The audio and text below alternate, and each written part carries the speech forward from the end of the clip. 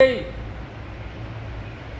तो छाया तो उस कोठी की है, लेकिन छाया में कोठी तो नहीं है। इस छठे चक्कर से नीचे नीचे जो हमारी पड़ी हुई है वृत्ति, जो देवी देवता बसे हुए उनकी परछाई छठे चक्कर से नीचे नीचे है। लेकिन कोठी कहाँ पे है?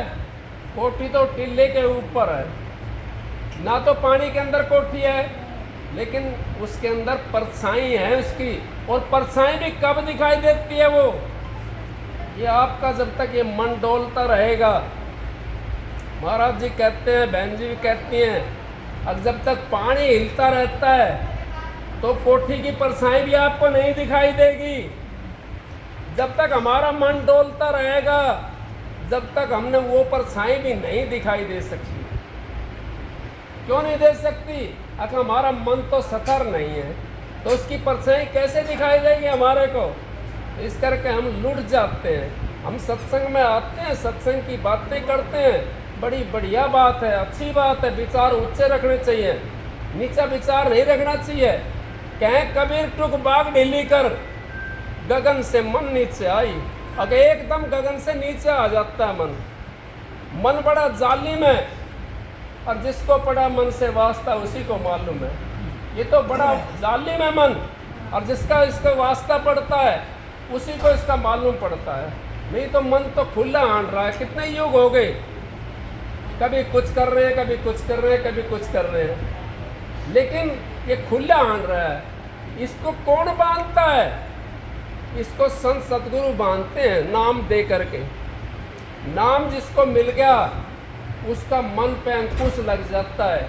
अगर इस बिजली के अंदर खटका ना लगा और भागड़ डाम से बिजली ज़्यादा तेज आ जाए या टंकी से ज़्यादा तेज आ जाए, फेस टू फेस हो जाए, तो सारे बल्ब भड़क देने बोल जाएंगे।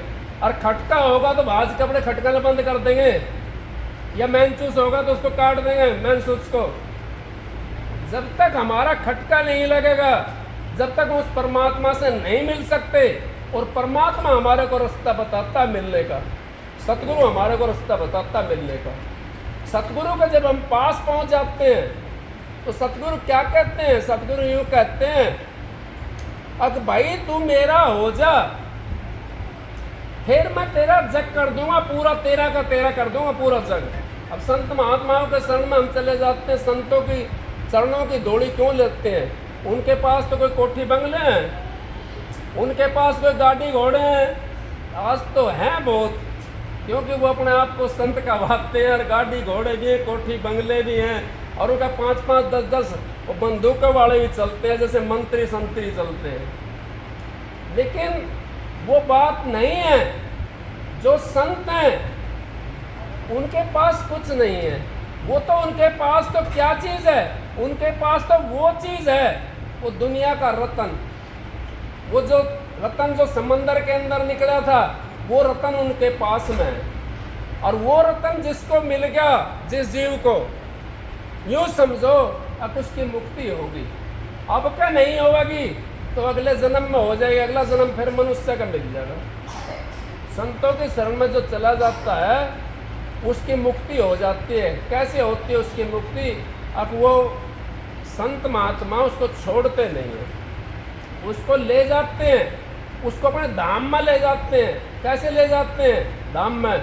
अब उससे सारा काम करवाते हैं। यहाँ पर जो उसकी इच्छाएं होती हैं, उस इच्छाओं की पूर्ति करते हुए और परमात्मा को प्राप्त करवाते हैं। उस इच्छाओं की पूर्ति करते हुए हमारी इच्छाएं बहुत ज़्यादा बढ़ जाती हैं।